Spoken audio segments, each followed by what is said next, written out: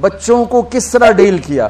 میں روزانہ میرے پاس بچہ گستاخ ہے، بچہ نافرمان ہے، باپ جی بچہ اب سنتا نہیں ہے، بچہ یہ ہے، بچہ وہ ہے. ایک نبی کی حدیث سن لو، بچے تمہارے غلام ہیں. آپ سب باپ بیٹھے ہو، جتنے آپ ٹیچر بیٹھا ہو اب سب باپ بیٹھے ہو. جو مستورات ٹیچر ہیں وہ بھی ماں بیٹھی ہیں، اور اصلی باپ اور ماں بھی بیٹھے ہوئے.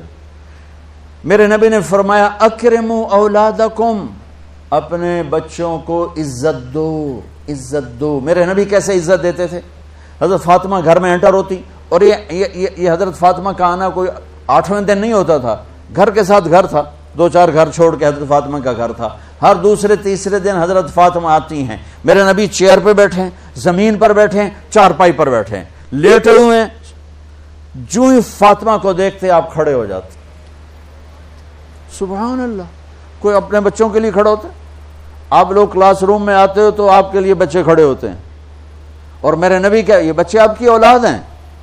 میرے نبی کھڑے ہو جاتے، اور وہیں نہیں کھڑے رہتے تھے بلکہ تیزی سے آگے بڑھتے تھے اور جا کر حضرت فاطمہ کا ہاتھ پکڑ لیتے تھے مسافر کے، اور پھر دیکھو مجھے یوں بوسا لیتے، پھر ہاتھ پکڑے پکڑے پکڑے لے کر آتے. پہلے حضرت فاطمہ کو بٹھاتے پھر خود بیٹھتے تھے. تو پھر کیا جنت کی عورتوں کی سرداری مل گئی. اپنے زبان کا بول میٹھا کرو، اپنے اخلاق اچھے کرو، اپنا چہرے کو خوبصورت کرو. جو اللہ نے دے دیا ہے، اس کو مسکرانے سے سجاؤ. مسلمان کو مسکرا کے ملنا بھی صدقے کا ثواب ہے. اور اس موبائل نے تباہی پھیر دی ہمارا. بچہ بات کر رہا ہے اور اماں لگی ہوئی ہے ڈرامے دیتے، ہاں بتاؤ سن رہی ہوں، بکو کیا بک رہے ہو، سن رہی ہوں. اللہ کے واسطے یہ فون ہے بھائی، فون ہے، اسے ضرورت کے لیے استعمال کرو. اس کو اپنے لیے لعنت مصیبت نہ بناؤ. ایک خاتون پیپر چیک کر رہی تھی، ٹیچر تھیں، تو چیک کرتے کرتے رونے لگی. تو ان کے خامن نے پوچھا کیا ہوا؟ تو انہوں نے پیپر آگے کر دیا، اوپر roll number dash dash dash. تو اس میں تھا کہ تم کیا بننا چاہتے ہو، ایک کوشچن تھا، تم کیا بننا چاہتے ہو. تو اس بچے نے یہاں سے شروع کیا، I want to be a smartphone. یہاں سے اس نے یہ بات، چھوٹے بچوں کا پیپر. تو وہ پڑھا کہ بھئی میں اسمارٹ فون بننا چاہتا ہوں، چونکہ میرے ماں باپ جتنا فون کو اہمیت دیتے ہیں اتنا مجھے اہمیت نہیں دیتے، تو میں اسمارٹ فون بننا چاہتا ہوں. تو اس کے خامن نے کہا تو اس میں تو کیوں رو رہی؟ کہا تمہیں پتہ یہ رول نمبر کس کا ہے؟ کہا نہیں. کہا یہ تیرے میرے بچے کا ہے. میرے نبی نے ایک زندگی سکھائی. آپ گھر میں آتے تھے مسکراتے ہوئے آتے تھے، اظہار محبت فرماتے تھے. عرب کے ماحول میں بیوی سے اظہار محبت عیب تھا، اور گرل فرینڈ بنانا ایک فخر تھا.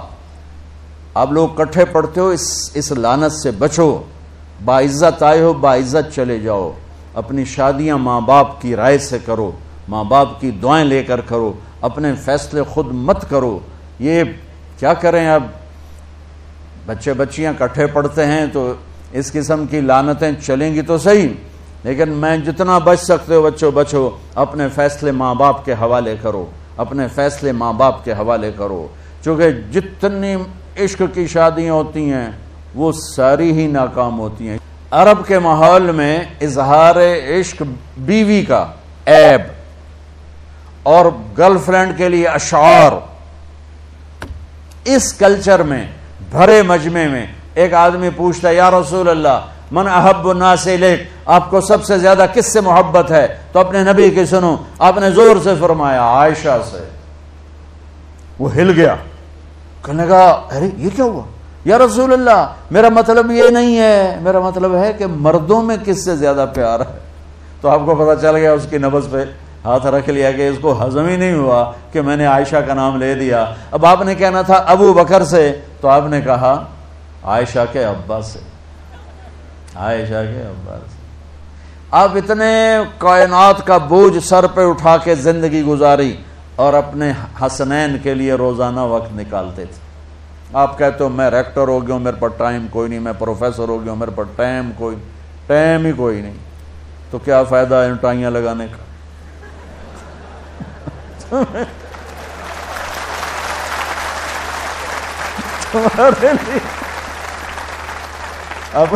اپنے بچوں کے لیے ٹائم نہیں ہے تو تم کیا کر رہے ہو، جھک مار رہے ہو؟